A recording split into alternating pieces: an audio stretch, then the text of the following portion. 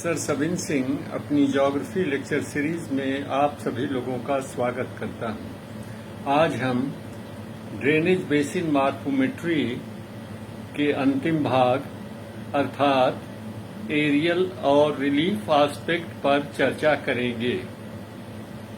सर्वप्रथम हम करते क्या हैं कि जब हम बेसिन पेरीमीटर निर्धारित कर लेते हैं तो बेसिन में फिर हम ऑर्डरिंग कर लेते हैं, first order, second order, third order की इत्यादि।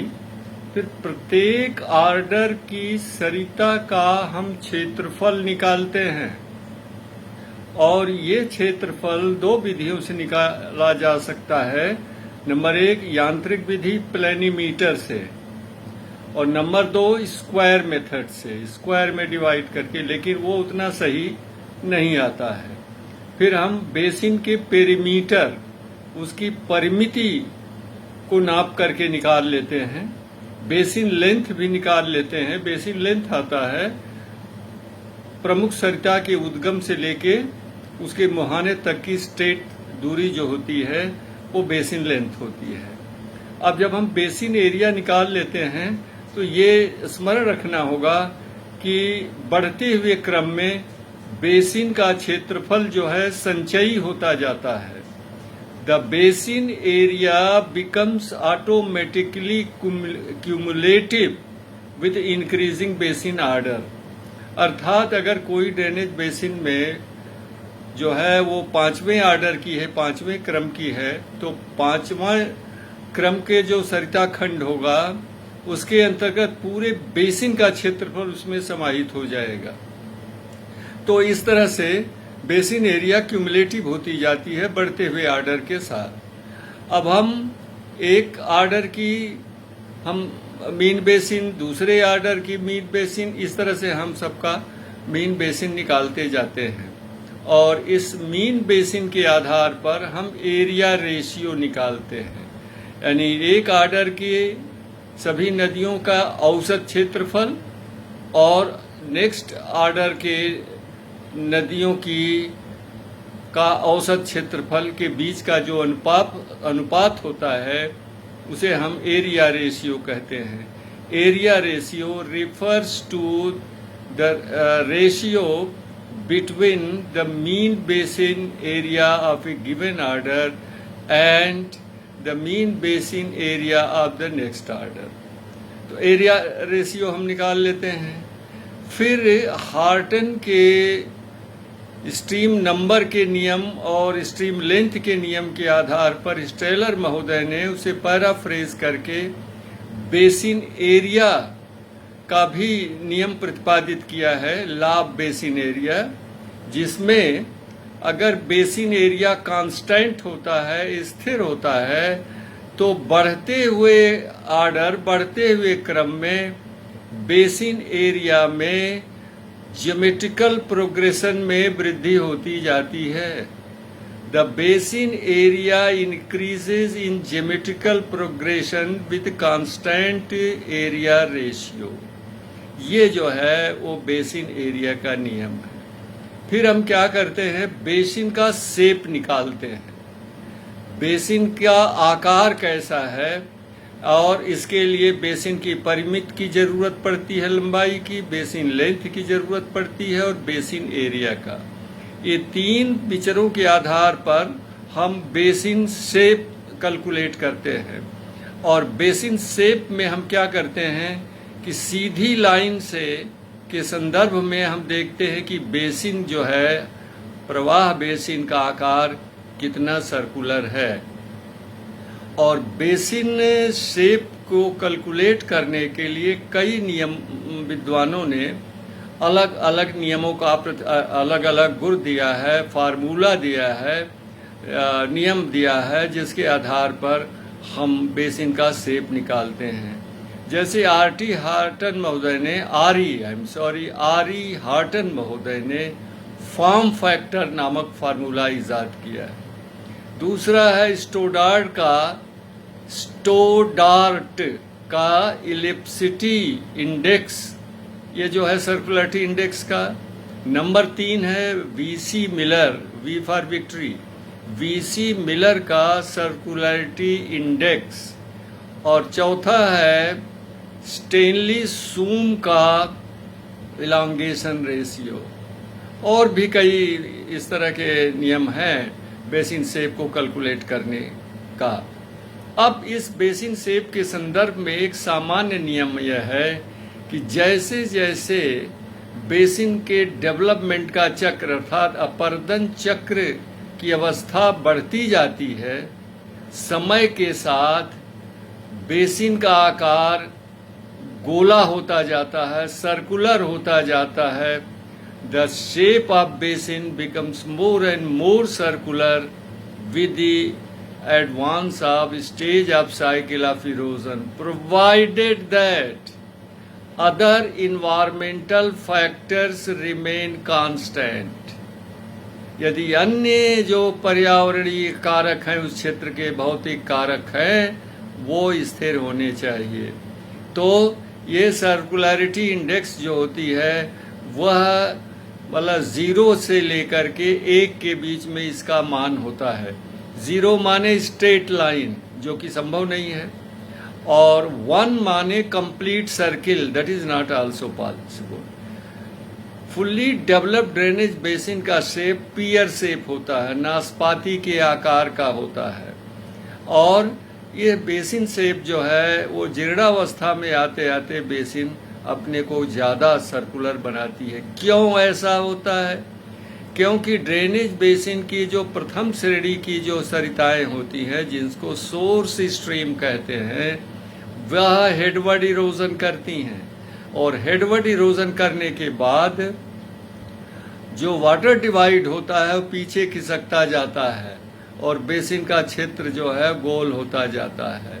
तो ये जो ओल्ड एज में अपर्दन चक्र के ओल्ड एज में बेसिन का सर्कुलरिटी इंडेक्स 75% से ज़्यादा होना चाहिए, और अगर वो 30% से कम है तो वह बेसिन जो है तरुणावस्था में है।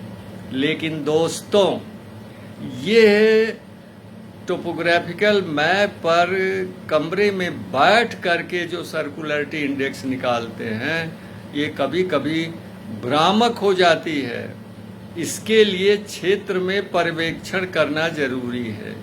जैसे मेरी फर्स्ट स्टूडेंट रेणु श्रीवास्तव जब बेलन बेसिन की मार्फोमेट्री पर स्टडी कर रही थी तो बेलन बेसिन का सर्कुलरिटी इंडेक्स जो है 30 से 40% के बीच में आया, जबकि वो एरिया जो है ओल्ड स्टेज में है। तो कहे सर ये कैसे संभव है? हम कहीं go to the field and see what are the physical aspects on either side of Belan river.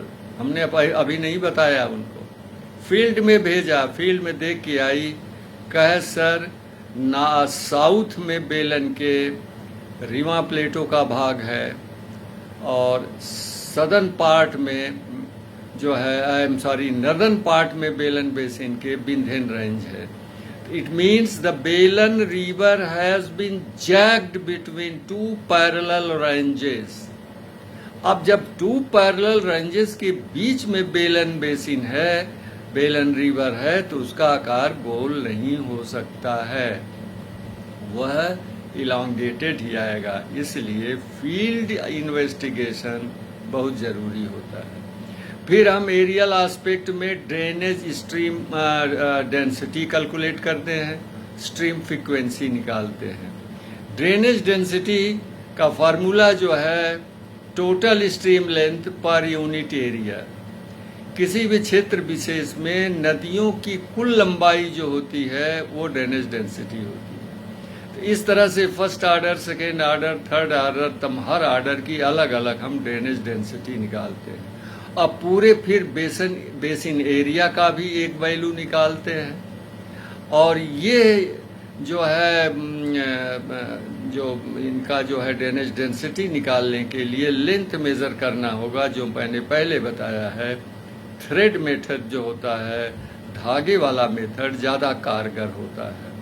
और स्ट्रीम फ्रीक्वेंसी में number of streams per unit area, प्रति क्षेत्रीय इकाई में कुल नदियों की संख्या कितनी होती है, वो स्ट्रीम फ्रीक्वेंसी है। उसका फिर क्लासिफिकेशन कर लेते हैं, very high, high, medium, low and very low. इसी तरह ड्रेनेज डेंसिटी जो है कि वैल्यू को भी very high, high, medium, low and very low drainage density.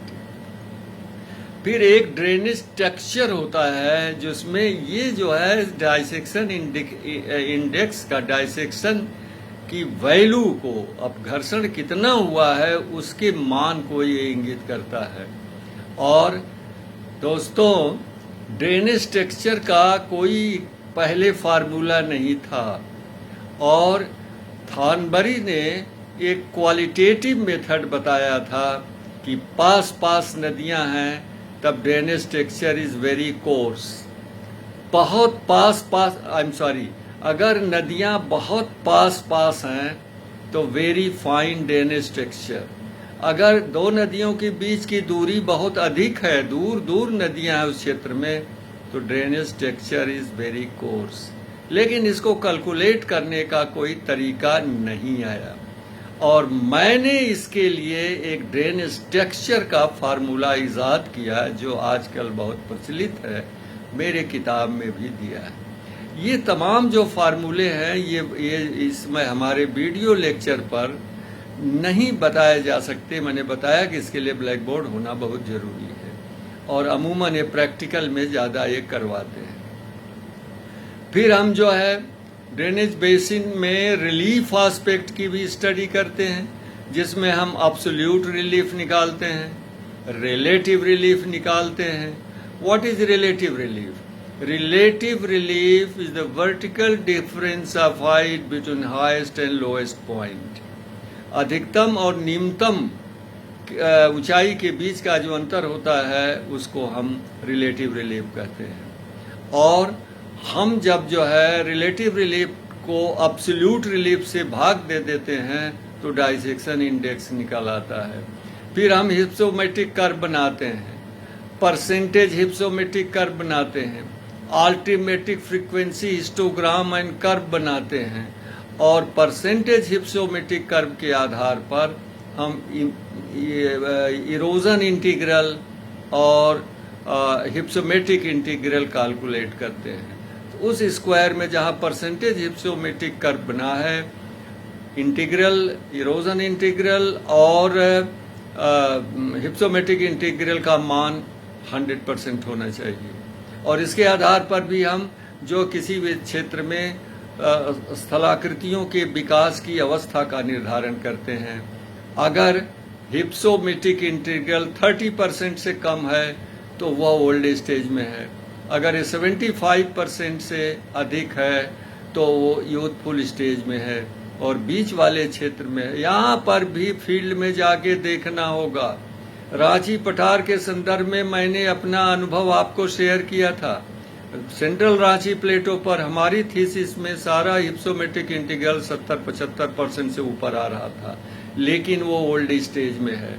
जब मैं पढ़ते पढ़ते कुसलेन एम किंग की किताब में एक हिस्सा पढ़ा कि when the vertical difference between two contours is less than 200 feet then hypsometric integral becomes deceptive and returns back to 70 to 80%। रात में 1 बजे मुझे पता चला था, चिल्लाया जोर से, मिल गया मिल गया। पत्नी ने रिएक्ट किया, जो मैं बता चुका हूं पहले वीडियो में। तो ये पढ़ना भी पड़ेगा, फील्ड ऑब्जर्वेशन भी करना पड़ेगा, ये नहीं तो मार्फोमेट्री पर केवल रिजल्ट निकाल के देंगे तो गलत हो जाएगा जी। नमस्कार, फिर मिलेंगे।